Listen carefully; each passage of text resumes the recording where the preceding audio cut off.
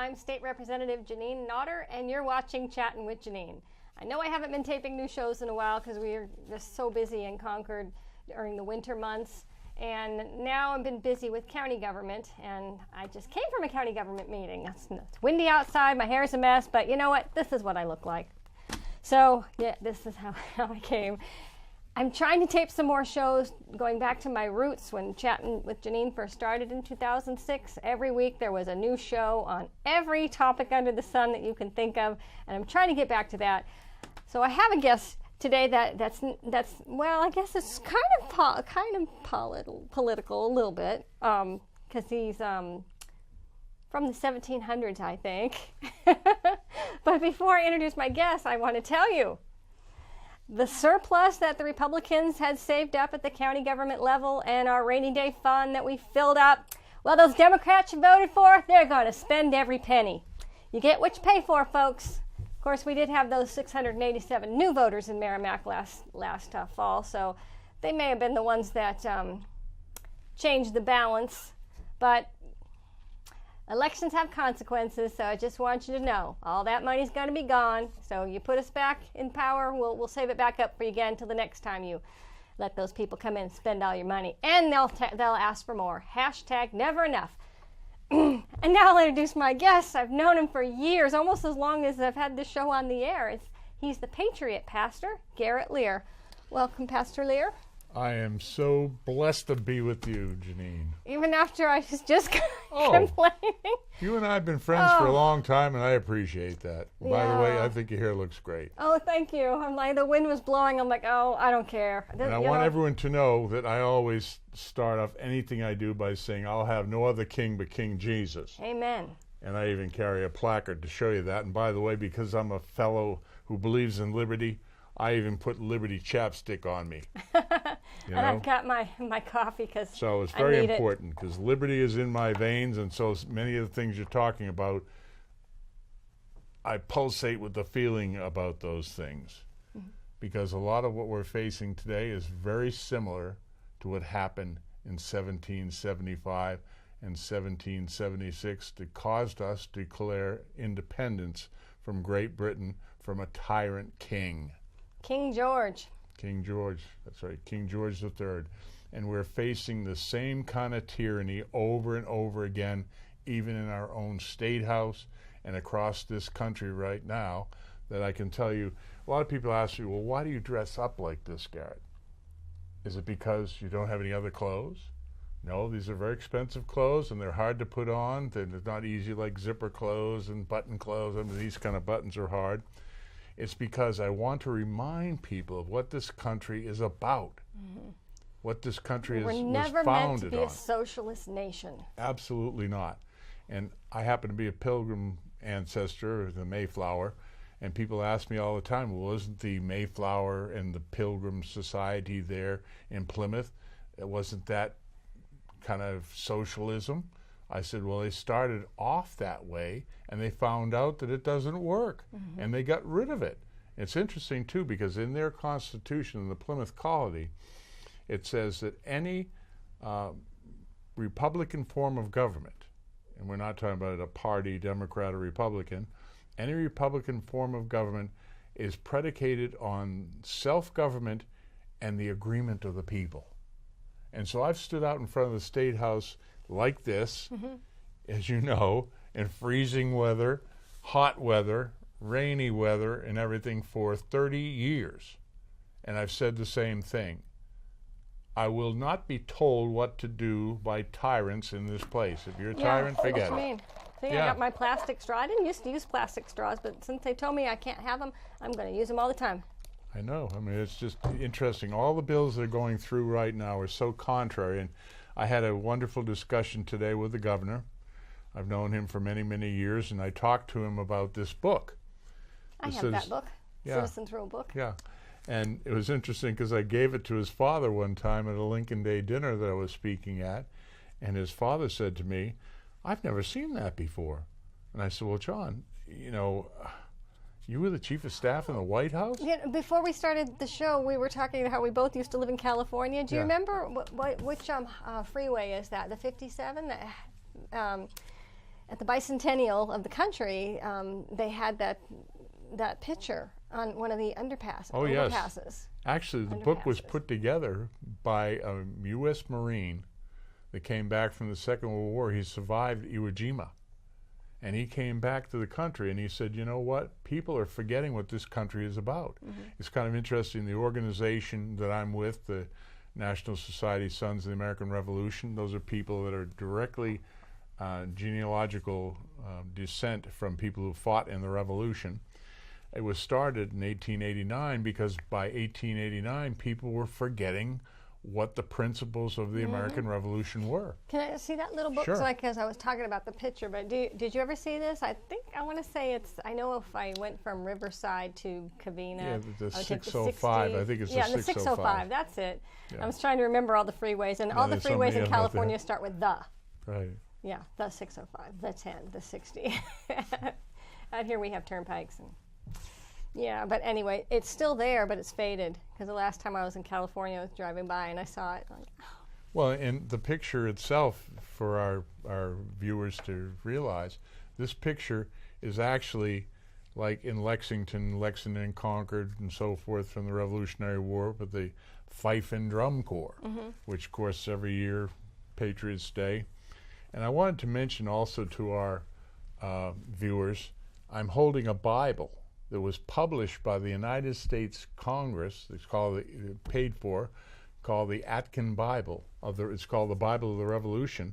And one of the key passages in chapter 5 of the book of Acts, at verse 29, says, "Then Peter and the other apostles answered and said, 'We ought to obey God rather than man.'" Now, a lot of people would say, that sounds like an act of rebellion. No, it's the act of ultimate obedience. Who do we really owe our ultimate obedience to? And of course, as I tell people, we'll have no other king but King Jesus. That's not just a religious statement, people. It's because no king could be trusted with that kind of power. No human can be trusted with the kind of power that king held then, and kings all over the world have abused it. Power corrupts, and absolute power corrupts absolutely. Edmund Burke. No, that was Lord Acton.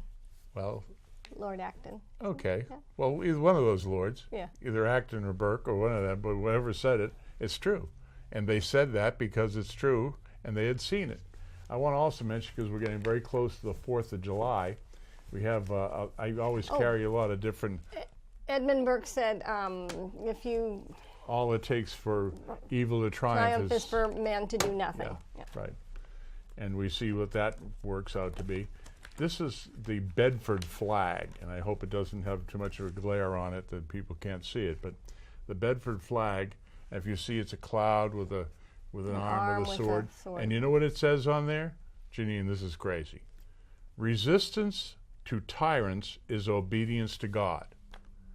Now, this is the Bedford flag. You see it in the museum in Bedford, Massachusetts, not Bedford, New Hampshire. And by the way, Thomas Jefferson said these very same things. And who said resistance is futile? Those are...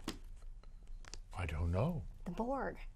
You have to be a Trekkie to understand. Oh, okay, that's right. I know that one. I was talking to somebody who was one of 9 children. I said, "Are you 7 of 9?" And he didn't. Right over the head. I'm like, all right, there aren't too many Trekkies out there. Well, I was a Trekkie, actually. When I was in college, we used to make our way back to the fraternity house to watch Star Trek, and I'd forgotten about that. But of course, the truth of the matter was, we were told that during the Revolutionary War, or War for American Independence, it's a useless pursuit. You're never going to win. And of course, if you were a betting person, you would not have bet on George Washington and the colonial troops. Mm-hmm. But we did win. Why? Because the Lord was doing something. When we talk about making America great, we're talking about the issue is really America has been great. And many of the people, Alexis Tocqueville came from France, and he wanted to study. They had had a revolution, and it messed everything up. We had a revolution. We became a strong country. He wanted to know why. And he said, the pulpits are ablaze with righteousness, and America is good. And as long as America is good, America will remain great. You know, and here in New Hampshire, and people don't even know this, Jeanine, and you probably know it because you've walked in the building enough. If you go in the Main Street entrance, in New Hampshire to the State House. You look above the door and it says the Republic of New Hampshire. People say, what? What's that about? And our flag, and the original flag, looks like this. And you notice at the time of the Revolutionary War, we had two things a lot of. We had this, which is codfish, and we had this, which is pine trees. Of course, we've had the Pine Tree Riot. Yep, the Pine Tree Riot. So the Revolutionary War actually started here. I want to do a show on that. Yeah, it's very important. I mean, the plaque is over there in Fremont. You can see it. And there's 5 arrows, because at the time there's only 5 counties originally. And you see they're bound together. And actually, the motto is this, of course, live free or die. And by the way, we had to correct the governor today. It's going to be corrected on the website for the state. The motto is not live free or die, because death is the worst of evils. It's actually live free or die, for death is not the greatest of evils. Oh, really? Now, I have always heard it, death is not the worst of evils, and I've always said it that way. People misrepresent and that, it. of course, was said by John Stark, who's buried in Manchester. Yeah, and right, of course, across the street from the bishop's mansion in that park. And actually, that was part of the Stark family property there, and we do an event every year. My organization does it. We help sponsor that, the rebuilding of the park there, and we do Stark Day in the park. And I always tell people, and I told the governor this, if you ever want to talk about 2 heroic people, General John Stark, the hero of Bunker Hill, the hero of Bennington, and other such, and his son Caleb, who was from Dunbarton, and there's a statue of him in Dunbarton. These are true American heroes. And of course, what it says here in Latin is the Sigil Rei Pub Neo Haman, and my Latin's not all that great. Yeah, there you lost me. I don't know what you're saying. Visanti in Unifortiar. That's hard to say. Can you all repeat that with me, please? I'd appreciate that. I can't do it. But basically, this is what it means. If they don't say it in church, I don't know how to say it. Yeah. Actually, what it means is this, that unity makes strength stronger. Now, think about what you're facing in the State House, what we're facing across our country. There's a lot of breakdown. You know, you think about, here we are, just about 4th of July. We've just come through Memorial Day, which is a sacred celebration. I always ask people, let me tell you folks, have you ever read this document? I spoke years ago at the request of one of our U.S. senators in Eagle Square in Concord, which is right across the street from the State House. Yeah, can I see this? And when I spoke there, I said, how many of you have a U.S. Constitution in your pocket and a Constitution in the state of New Hampshire? Yeah, Al Baltzero and my friends, we all carry Constitutions. And you know what they all said? They didn't. Oh. And I said, you didn't? Then you have it memorized. If you have it memorized, you don't have to have it in your pocket, but if you have it memorized, and they didn't. You know, looking at this, I have a good memory. When I was in 5th grade, there was the girls in my class, they did a report together on the Declaration of Independence, and they were reading off the names that they could read. And Matthew Thornton was one of them. And I didn't know that someday I would live in the same town that this man was buried. He's buried 2 miles south. Oh, isn't he the guy with the medical company? Matthew Thornton. He had the ferry. You know who he is. I know he is. You know he is. And you probably know he was the last person to sign. And you probably even know he had gout and he had to put that foot up. And it was a terrible ride all the way there. People ask me these questions. Like when you say John Hancock, they say the insurance company. Yeah, the big... Because he signed first, and he wanted King George to see his name. And he signed with the quill pen. By the way, folks. Can you write with that? Well, have you tried? I actually can. This one doesn't have the point on it to dip it in the ink. So I've tried. This is a turkey feather. I know that if that was a national bird, then the Boy Scouts would become Turkey Scouts. Yeah, that's true. It's not an easy thing to do with a feather, but you know, you think about the Declaration of Independence, and folks, 4th of July is not about hot dogs and beer and everything else and having parties, although that's wonderful. John Adams said, yeah, have fireworks and everything else, but it's only 1,337 words. Takes about, if you talk as fast as I do, and no, folks, I'm a native New Englander, I'm not a New Yorker, but I talk as fast as a New Yorker when time is going on. And with the signatures on there, 1,458 words. The U.S. Constitution, with its 27 amendments, is 7,591 words. Now, okay, here we're talking about this stuff. Why are we talking about this stuff? And that's great. Because you can run a whole country on how many pages is this? And here we are talking about 244 years since Lexington conquered Bunker Hill and so forth. I will be speaking at Bunker Hill Monument on the 17th of June when it happened. 243 years since independence from Great Britain. So we're talking about 232 years since the Constitution, 228 years since the Bill of Rights. Hey folks, that's the first 10 amendments, and you better study those because they're all getting wiped out, right? The New Hampshire Constitution of October 31st, 1783, 226 years ago, was actually enacted June 2nd, 1784, 226 years ago, and 225 years ago. And by the way, there are people in the State House, as you well know, Jeanine, that you're up against all the time. As far as they're concerned, see all this stuff? Take it, burn it, throw away. Oh yes, we took an oath to uphold it, but we don't care, we're not going to uphold it. And by the way, what they don't know is there's actually, if you read the Federalist Papers, there's a way of indicting those legislators and saying, take a hike. Well, they certainly don't like the Second Amendment, I can tell you that. And actually, the truth of the matter, Jeanine, I think they like the First Amendment even less. You know, I've been there so long that my parrot pen, I thought people would laugh and remember, and they don't remember. A lot of them don't even remember the parrot bill, and that was my bill. That was my bill like how many years ago? 9 years ago? We passed legalized Quaker parrots in New Hampshire. Yeah, you were looking at this, and the fellow that put this together did a tremendous job, because we had talked. I remember he came to something in Manchester. I was speaking at Victory Park, and he said, you know, I've got some money and I want to put it into something that would really help people. I said, you know what would really help? If we had a small constitution, because you know the state produces every year, and when we have a new governor, and right, the bigger one. But it's a bigger one. The state that's the state one. Yeah. Oh, okay. I can't see in my glasses. Yeah. I can see with my glasses on. I can see over there, and I can see here. But this distance, that's not covered. And this 37-gun frigate called the Raleigh was crafted in Portsmouth, New Hampshire. You know, at our Navy Yard down there. That's on our flag too. But he decided he'd put this together, and he said it's dedicated to the memory of those who served to protect it. And it's like a spiral binder, as you can see here. This is tremendous. You can read the Constitution. You can look it up. He's got an index in the front.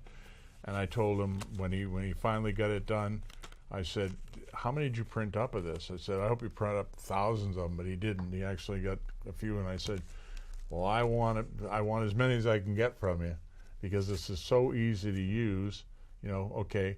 And of course, I have many times, and I've done this I remember sitting with Steve Forbes when he was running for president, and I said, well, Steve, if you're going to run for president, I need to read to you something from our Constitution here in New Hampshire, in Article 10, and it's the right of revolution. And he looked at me, that's in your Constitution? I said, yes, it is. It's actually pretty much in the Constitution of the United States. I'm using a plastic straw. Yeah. Well, you know, the whole point, why would they put that in there? Because, I mean, if you read enough about Thomas Jefferson, you realize that they had to realize that this could all happen again. I have a question to ask, because I have 7 minutes left on the clock. Do you have Yep. time to stay and do a part two? Sure. Can we talk about the Pine Tree Riot in part two? Yeah. Yeah. All right. Do we have time? All right. We got the go-ahead. So we got 7 minutes, and then we'll do a part two. Okay, but the right of revolution, folks, and people think I'm making it up, it's right there. And the reason it was put in there, of course that was June 2nd, 1784, was because they had faced this before. And Thomas Jefferson, when we were reading the Declaration, one of the things it says, if the government becomes tyrannical and is not serving the needs of the people, and I'm just paraphrasing, you can read it for yourself in the preamble, then it needs to be abolished or reformed. Well, Start a new government or reform. We have a governor that's putting a stop on a lot of these things. Yes, we do. But normally in a normal term in the state legislature, we have a veto day. You take up all the vetoes on one day, unless you have an agenda, and that agenda is, oh look, we can take this up now. We can give the governor a black eye, and then we can talk about it all year long and say, look what we did. We overrode the governor's veto. Okay, well you didn't. That's not the way that we run things. Of course, we didn't ever blindside the minority party either. When Republicans are in the majority, we've always been very good about telling the minority party, this is what we're doing. They were never blindsided. They always knew what was coming. The same courtesy is not extended to us. In my conversation today with the governor, I said to him, Chris, do you have a red pen in your pocket? He goes, yes. Absolutely. In fact, I do. I don't have it in my pen. pocket, but I just used it upstairs to veto something. So I know that's been very hard for him, but we're praying for him. And by the way, folks, yes, according to the Bible, if you believe anything the Bible has to say, believe this. In 1 Timothy chapter 2, where it says to pray for those in leadership. And they need it. That's me too, because you know what, after Jeanine today too. and that county government meeting today and watching every line item go up, up, up. Well, I brought something with me, Jeanine, that I believe you deserve. And I want to give you, from our society, one of these very beautiful coins. Oh, thank you. you. Can get that on the camera. Live free or die. Death is not the greatest of evil. That's Saratoga. So this is General John Stark. It is. It's a challenge coin. It is. So if I don't have this with me, and somebody challenges me, then I have to buy all the drinks. Yep. Ooh, well, you can have a beer, but you have to make it root. Yes. So anyway, myself you. and another fellow designed that. Actually, Colonel Doug Wood, who lives in Salem. He's a great patriot himself, served his country in the military for 30-something years. We designed it and then had it minted. And so we presented it to the governor today, and now I'm presenting it to you. So the governor and I are the only two that, wow, thank you. Yeah. I'm really honored to have this. Yep. Yeah, no, Pastor Lear is 7 feet tall, or almost. You're almost 7 feet tall. And I'm, on a good day, on the upside of 5 feet. So when we took the picture before the show, we made sure we were sitting, because I come up to his elbow. Yeah, we've had some good pictures together, Jeanine, over the years, that's for sure. Yeah, I've known you for a very long time. I have, actually, you yes. remember Dr. Samuel Blumenfeld? I do. He's been on my show many times, of course. That's another story in itself. He was a great guy. I really loved him. And, of course, sorry that he passed, but he made sure before he left he did something that I've always wanted to see done by people who do great things. Make sure you leave a trail before you leave. And he did.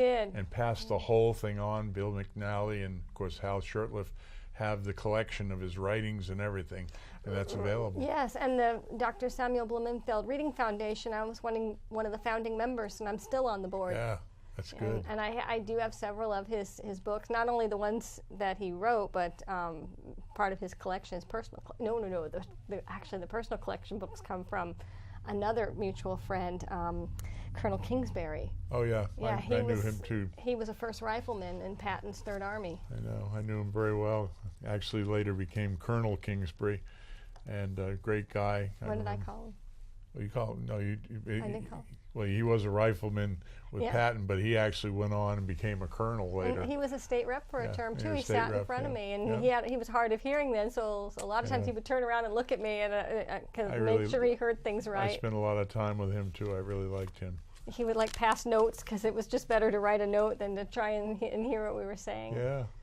So yeah, I did go to his funeral. Laconia, I think, is where he lived. Laconia area. He lived in Laconia. That's actually where Sue DeLemus is from.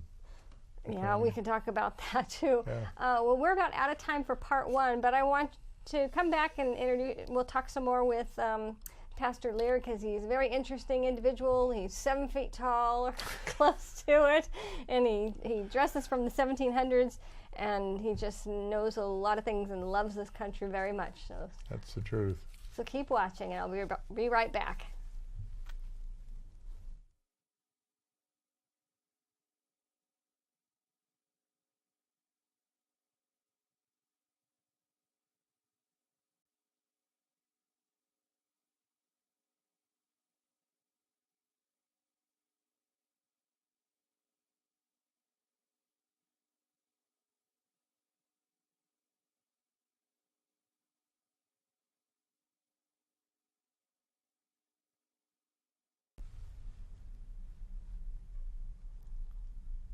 Hello, I'm Jeanine Nodder, and you're watching Chattin' with Jeanine. This is part 2 with the Patriot Pastor Garrett Lear. We just finished up part 1 5 minutes ago. See, I didn't even finish my coffee. Still using a plastic straw because it annoys some people. And in part 1, in case you missed it, Pastor Lear gave me a challenge coin. It says, "Live free or die. Death is not the greatest of evils." And see, I always thought it was death is not the worst of evils. And to General John Stark. So now that we know the correct term, I want to thank you again for this. Oh, my pleasure. And I was just remembering, I think it was January, I did a show and I showed the pictures of my son overseas, my son Patrick, yep. Staff Sergeant Patrick Nodder, and you were one of the people that sent him a package, so thank you. Oh, I was so honored to be able to do that, really. I mean, I'm so thankful because we've just passed Memorial Day, and I only had one of my people die in war that I know of in the last, close time. During the Second World War, one of my cousins was an Army Air Corps pilot, was killed. And so I've always, in being a soldier myself, I was in the Army, but I didn't end up in combat because I was injured and they decided not to send me. I thought you were in the Revolutionary War. Well, that's true. We were in that Revolutionary War, and I actually didn't lose anybody in that war. We all made it through, all my ancestors. But I appreciated that Patrick was serving his country, and I think it's important for us to, some people say, well, what do they have a military for? And I think, please don't bring that stuff up to me, because we're supposed to have a military. We need to have a military, and I'm glad that young men like your son would be willing to serve, and he served well, and he got some rank and everything. I have 3 sons in the military. So my oldest is a tech sergeant, and Patrick's a staff sergeant, and then their little brother is a second lieutenant in the United States Air Force. That's really good. And he was just commissioned. So he doesn't work for a living. They do what he does. Well, he was just commissioned last month by Lieutenant Colonel John Nodder, who's my husband's uncle. He flew out to commission him. And then Wesley got his first salute from Patrick. And then he re-enlisted his older brother and swore him into the New Hampshire Air National Guard. So Patrick's actually moving back to New Hampshire.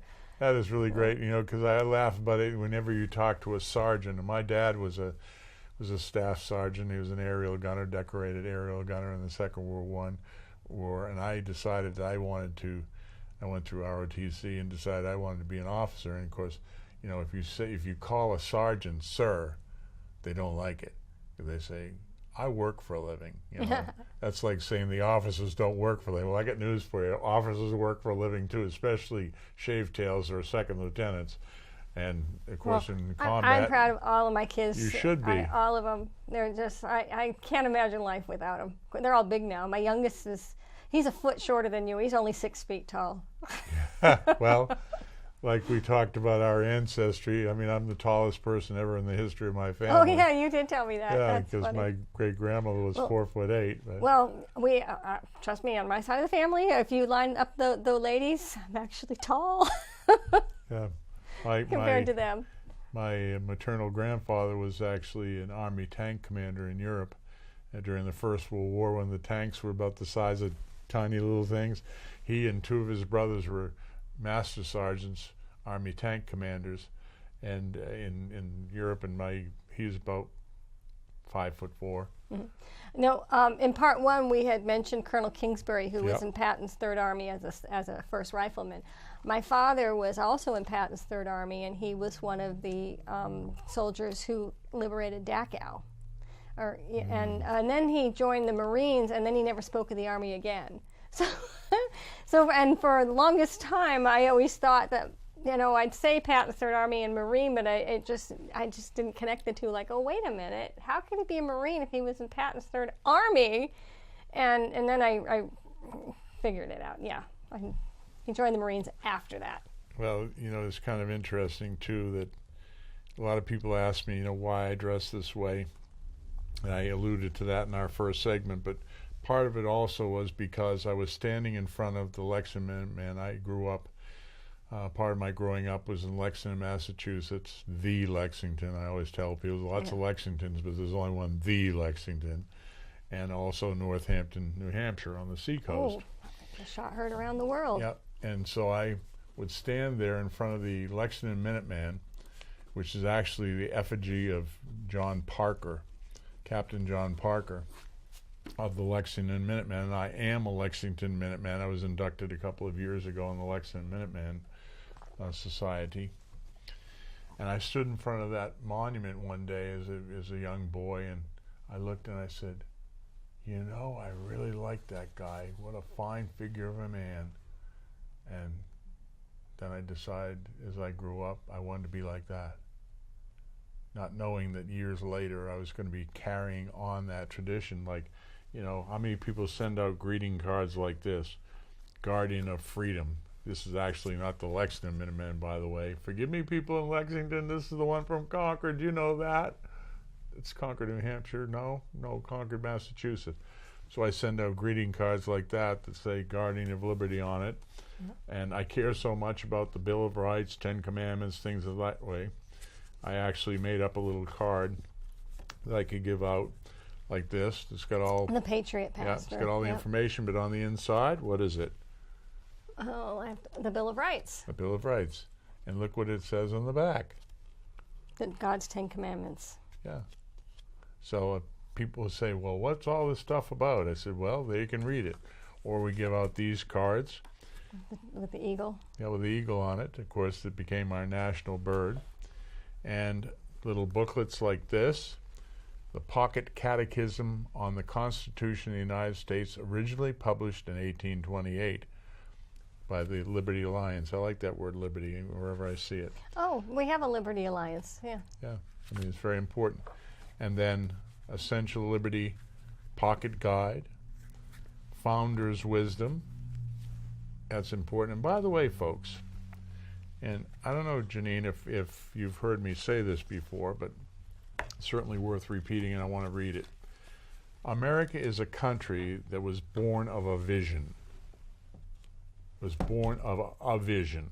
And if the quintessential founding vision for America actually comes from the Bible, Deuteronomy chapter 30, verse 19.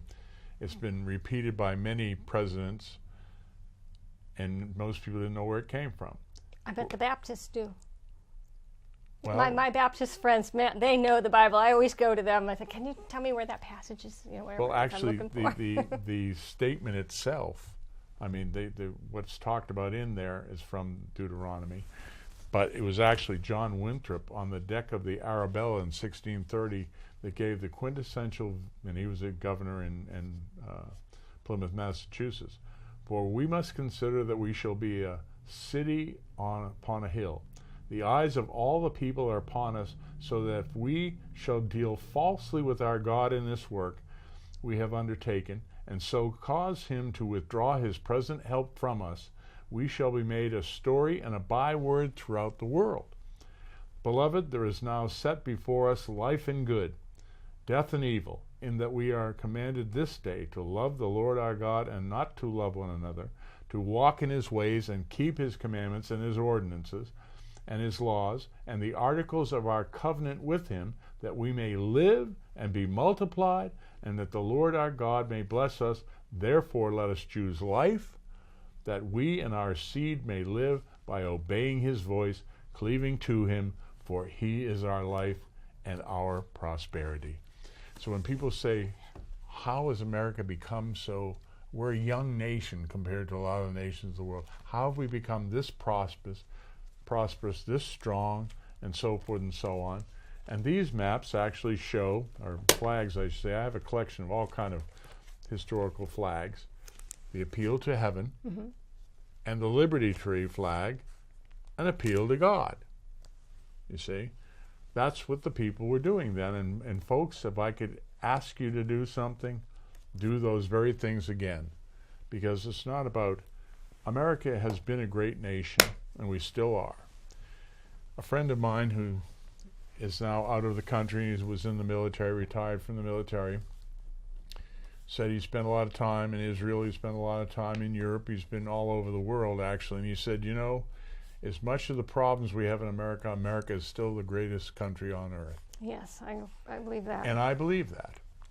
You know, on the tribute to the Pilgrim Mothers, on the statue across from the Plymouth Rock, and I see you as a pilgrim mother and raising your kids.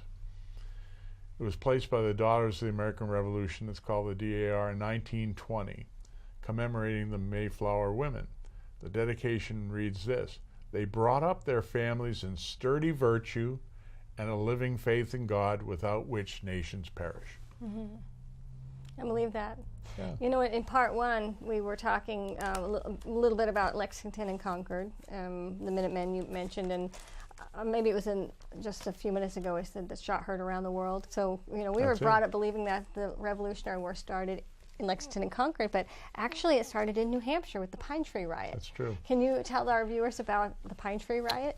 Well, pine trees, and like in the picture I showed of the ancient picture, codfish, like if you go to the Isle of Shoals, for example, and a lot of people, and I like fishing, I've always been a fisherman and a diver and ocean guy and whatever. Codfish these days, if you caught a 50-pound cod, you'd like, wow. But they were catching 150-pound cod, and they would dry them and salt them, and they were providing that to the Continental Army for food in wood boxes. And of course the British naturally had to stop that, so they came in. And the other thing, of course, that New Hampshire had a lot of was pine trees. Now the whole point of the pine trees was the king's agent would come along and pick out the pine trees for the masts for their sailing ship, and he'd put a stamp on it, okay? And that now belonged to the king. Now the riot came about because they were stamping trees that the people said, wait a minute, you can't tell us to not cut down our own trees. Those are our trees. They belong to us. And of course, when the king stamps them, you don't get paid for it. Right, they just take them. But was his name Ebenezer Mudgett? Because I did a show, was it last year? My cameraman might remember. It was 2 years ago, because we were laughing like Ebenezer Mudgett. That was somebody's name. The he lives in Weir. Yeah, because they commemorate it every year, the Pine Tree Riot. Well, he wasn't going to have it. And he said, no, they're my trees. I'm keeping them. Well, he took the seal off. And see, many of the things that we read in our Constitution and the Bill of Rights and so forth, like the Fourth Amendment, for example, and Fifth Amendment, not just the Second and the First Amendment, but, you know, the thing of trial by jury, all these different things. And, of course, the fact that other than eminent domain, that you can't just come and take somebody's property. But the king was doing that, as far as he was concerned, not only take their property, that they could billet the troops. In other words, say, okay, we're taking over your house now because we need a barracks for the troops. And we're not going to pay you. You know, we're just going to do it. And, of course, that never went over very well with the New Englanders. See, the Revolutionary War, like, for example, in western Massachusetts, we produced better gun barrels out of the iron ore in western Massachusetts than the British were doing. So they put an embargo against our ore and against our barrels and sent us inferior grade barrels, because they knew way back with the stamp tax and all these other things that war was going to come. A lot of people warned them in England, stop pushing these colonists like this, they're not going to take it. And it's just like New Englanders today, and being one, you know, I tell people I really don't have ancestry any further south than Plymouth, Massachusetts. And I tell, we New Englanders, yeah, we're kind of salty people. We don't like being pushed around. We're willing to work. We're working people. but we don't like to be pushed around. We don't like our things that we've hard worked for taken away from us and squandered on somebody who doesn't want to work. And that's part of socialism, isn't it? Well, yeah, and I work with a lot of socialists. Unbelievable. It's never enough. They just spend, take all your money, and then ask for more. Well, I always like what Margaret Thatcher. I appreciated Lady I know what you're going to say. Yeah. Yeah, I mean, she was a good friend with Ronald Reagan, and I really liked her very much. I mean, she said, well, the thing with socialism is it continues until you've used up everyone else's money. And of course, Winston Churchill and others that spoke against socialism. Winston Churchill, of course, was part American as well, with American heritage. And, you know, the things the values, you might say, that have made America great, when we talk about making America great or making America great again, these 12 values have to be there. Honesty, reverence, hope, thrift, humility, charity, sincerity, moderation, hard work, courage, personal responsibility, and gratitude. Yeah, how many of those are scratched off now with this term? I would say honestly, and I hate to say it, but all 12. They really are. And that's why I appreciate so much yourself and Al Baldessaro and other people that have hung in there. It's very difficult, and I understand what it is to be, how should I put it, the one that they think is freaky. You know, when you go to first grade and they send you down the hall of the sixth grade because they think you're a sixth grader, and that was me. I'm not a sixth grader, I'm a first grader. I get used to having people think funny about me and so forth, so I know it's difficult for you up there taking a stance, and I said, why are you doing this? Why don't you just join us? I can't join you. I wouldn't join you if you're the last people on earth. I signed the pledge, no new taxes. I've kept my pledge. I voted no on every tax increase today at the county level as well. I'm not doing it. People work hard for their money. We have people on fixed incomes. They just can't give any more. Well, that's true, and I wonder, my wife Kathy and I talk about this all the time. The bill comes through for this went up, and the bill came on this, and the bill went up. I said, where do they think we're getting the money from? I wonder the same thing. I look at them, I said, these people that vote for these tax increases, they don't look like wealthy people. How are they not affected by all these? And they keep saying, oh, it's only the cost of a cup of coffee. Well, yes, but that's on this one thing. But look how many taxes you have added. It all adds up to a lot.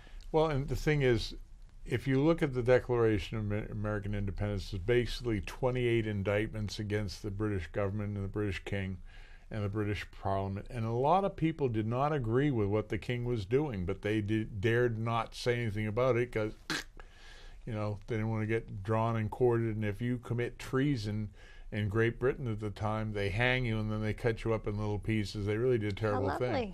But today, when I was with the governor, I also said, when you go to the former governor's meeting today, show them this. This one actually is a $4 certificate from Georgia that was printed by the state of Georgia. He said, well, didn't New Hampshire print its own coins? I said, yes, they did. All the states printed their own money, but most of it wasn't worth anything because, of course, when you take money off the gold standard and the silver standard, which is specie money, I mean, that's pretty hard. So I showed it to them. I should show this to them and say, hey, maybe we ought to start printing our own money up here at the State House, right? Because that's what they seem to be doing in there in the legislature, is printing their own money. Do you know John McManus? I've known him for a zillion years. Well, I was in my 20s when we lived in California. I met a veteran who would give away these window hangers, POW, MIA, you are not forgotten. So that's prisoner of war, missing in action. In honor of the men that were left behind after the Vietnam War. No one came home from Laos. This is how I got started in politics, because I heard about this. And, what could I do? I was in I don't even think I was 20. I think it was 19, so 19, 20, 21, my early 20s. I said, can I help you give those away? I said, well, now I have to find people, can you put this in your window? I just wanted to help. I wanted to spread the word that we left live men behind, Americans, and I thought it was terrible. And I had this magazine. I would read it cover to cover, the New American magazine. The editor was John McManus, of course, and then he became the publisher. But I called him, and he let me put an ad in there free of charge, and people would send me a self-addressed stamped envelope, and I would send them one of those window hangers. And I had a stack this high. And this is a little bit of a story here, and I've told it before on the show, but everyone's probably forgotten. But when my husband was in the military, we had that change of address going through, and there was one letter that didn't get to me until 15 years later, when my sons found their dad's jacket in the basement of our home here in Merrimack. And in the pocket of that military jacket was the letter that was never delivered.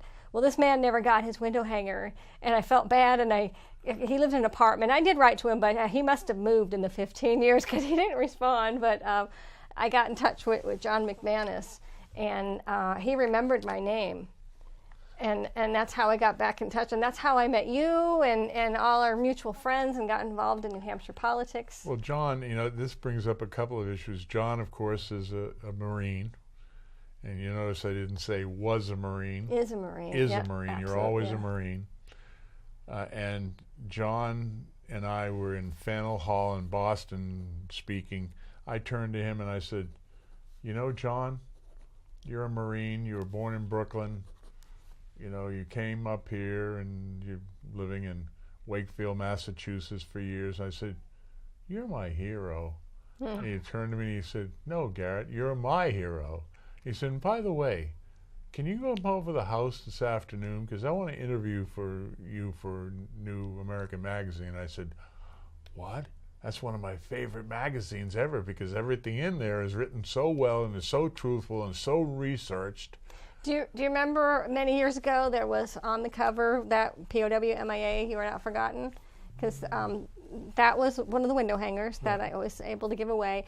And the very first article that ever got published was in that same issue.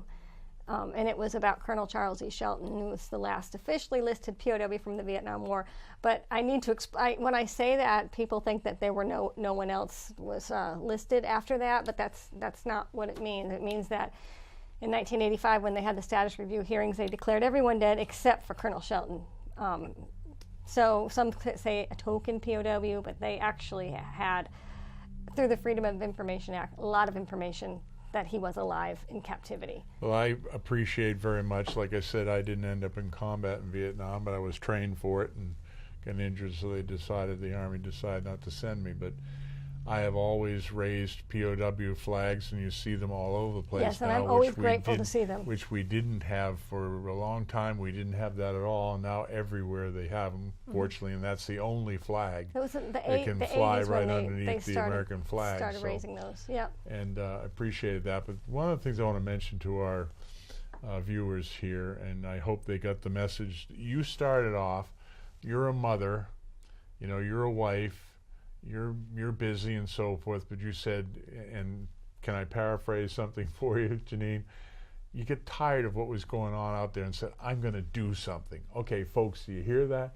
What are you going to do? Are you just going to sit down and complain? And by the way, I get people coming up to me all the time, emailing me, calling me with all the complaints. I said, what do you do? Did you go to your town meeting?